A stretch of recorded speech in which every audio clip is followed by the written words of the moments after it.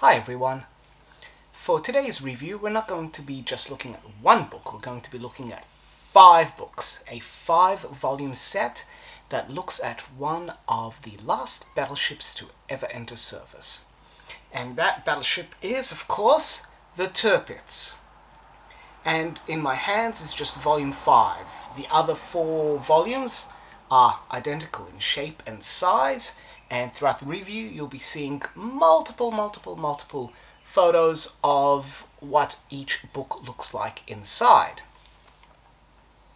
The Battleship Tirpitz really doesn't need any introduction. As I said, it was one of the last battleships to be commissioned, certainly the last battleship for the German Navy, and of course sister ship to the Bismarck. All 5 volumes were written by Robert Geringer and Antonio Bonomi, and the beautiful 3D reconstructions and paint schemes were done by Stefan Draminski, who you might be familiar with, who does many profiles for Kagero Press books.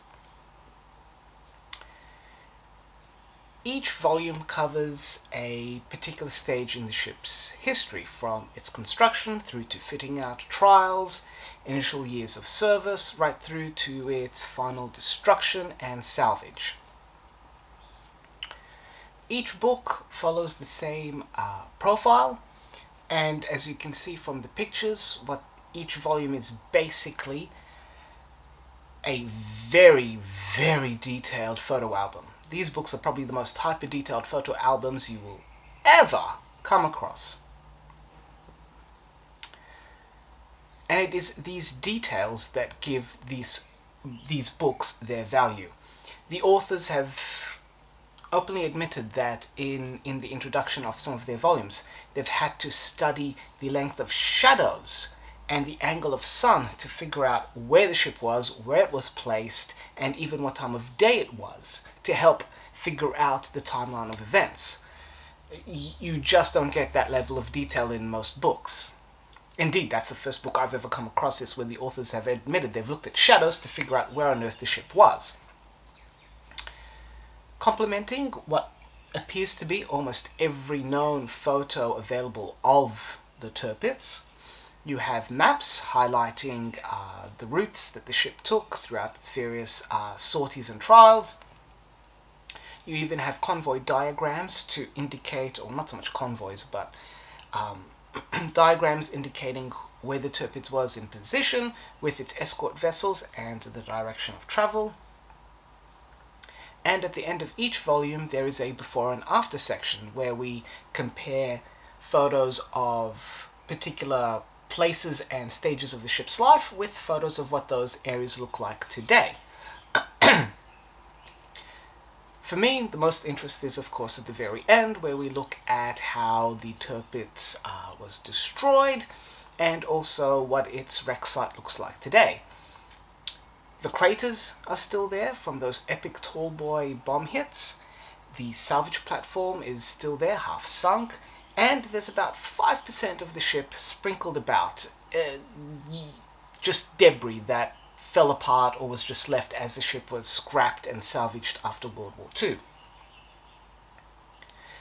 In addition to all this, we also see through each volume how the ship's profile was evolved and updated throughout the progress of the war, so that by 1944 the Tirpitz as it looked was quite different from the ship that began in World War I, that began in 1941.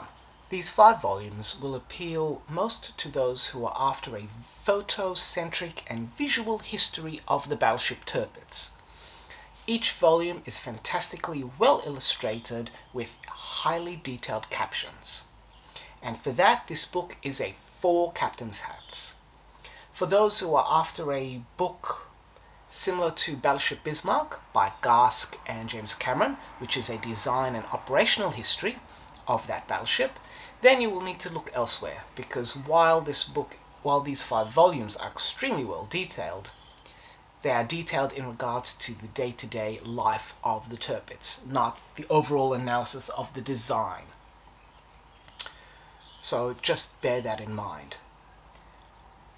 Highly well recommended. Extremely detailed and beautifully presented books, and they will look great on your battleship themed bookshelves.